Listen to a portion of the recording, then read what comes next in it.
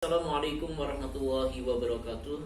Alhamdulillahi wa kafa, wassalatu wassalamu ala nabiyyina al-mustafa wa rasulina al-mujtaba wa ala alihi wa sahbihi ahli sidqi wal wafa. Wa asyhadu an la ilaha illallah ni'mal wakil wa ni'mal maula wa asyhadu anna Muhammadan abduhu wa rasuluhul mab'utsu bil huda. Ayah bunda, orang tua SDIT Thoriq bin Ziyad Jatimulya, izinkan di kesempatan kali ini kembali saya mengajak ayah bunda semua untuk membincangkan tentang tema anak. Karena pembicaraan tentang anak ini pembicaraan yang bukan hanya pantas, bahkan sudah seharusnya menghiasi lisan kita dalam keseharian. Karena anak kemudian akan menjadi penentu bagi kita, bukan hanya tentang masa depan kita dalam kehidupan dunia 10, 20, 30, bahkan 100 tahun ke depan. Bukan hanya itu saja, bahkan anak ini kemudian akan menjadi penentu nasib kita di yaumul akhir nanti.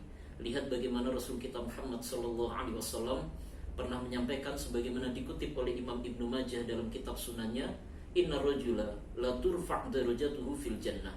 Ada seorang laki-laki yang kelak di surga terangkat derajatnya di sisi Allah Ta'ala. Fayaqulu, maka ia berkata, Anna hadha, dari mana ini ya Allah?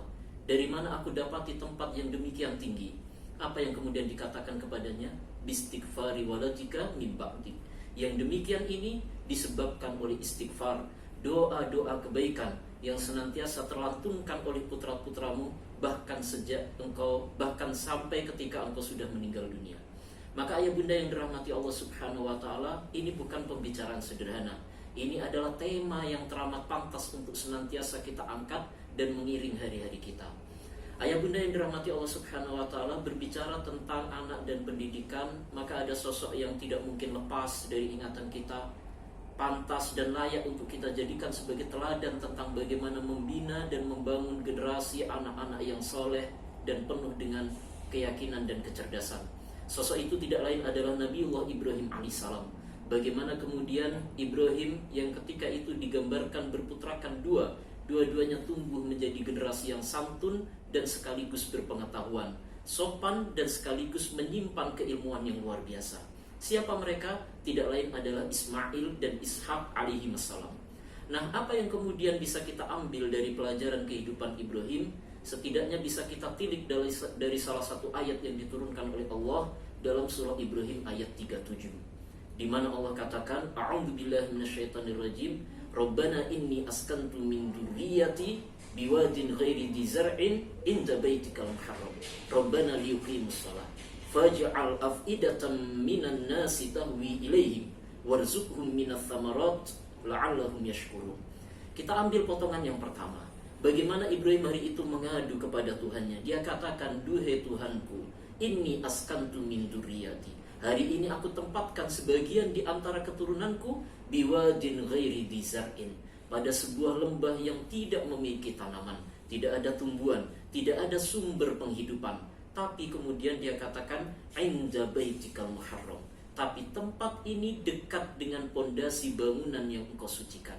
Ayah bunda yang dirahmati Allah Subhanahu wa taala, tidakkah fenomena ini memberikan gambaran kepada kita, inspirasi kepada kita?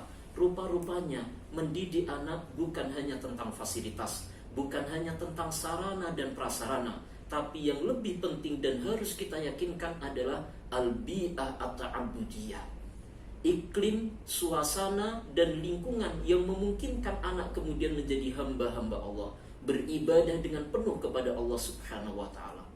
Iklim dan lingkungan ini bukan hanya lingkungan fisik, tapi juga termasuk di dalamnya adalah adanya orang-orang yang layak untuk dijadikan sebagai teladan, yang layak untuk dijadikan sebagai panutan, sehingga mereka tumbuh menjadi anak-anak yang cinta kepada Allah, gemar beribadah hanya kepadanya. Ayah bunda yang dirahmati Allah Subhanahu wa ta'ala, maka demikianlah Ismail tumbuh bersama ibunda dan ayahnya. Demikian pula Ishak tumbuh di bawah bimbingan ayah dan bundanya. Kenapa? Karena mereka berada di lingkungan yang tepat. Mereka berada di tempat yang memungkinkan mereka mengenal Rabb-nya. Mereka berada pada satu kondisi di mana kemudian mereka diajak untuk mengenal Tuhannya sedari dini dan dikenalkan tentang bagaimana tata cara beribadah dan mengabdi kepadanya. Ayah bunda yang dirahmati Allah Subhanahu wa ta'ala, satu bagian ini saja sekiranya cukup bagi kita untuk menjadi inspirasi. Dan coba kita praktekkan dalam kehidupan kita, sehingga cita-cita kita tentang soleh dan cerdas, tentang anak-anak yang sopan dan sekaligus berpengetahuan, bukan sekedar sebagai utopia, bukan khayalan semu, tapi mampu kita wujudkan dalam kehidupan nyata dan ada serta hadir di hadapan kita. Dan kelak, ayah bunda yang dirahmati Allah, kita akan menunainya bukan hanya ketika kita sudah tua dalam kehidupan dunia kita, bahkan di yaumul akhir nanti. Mereka inilah yang akan menjaminkan tempat terbaik di sisi Allah di yaumul akhir, insya Allah. Aku qouli hadza astaghfirullah li wa lakum. Wassalamualaikum warahmatullahi wabarakatuh.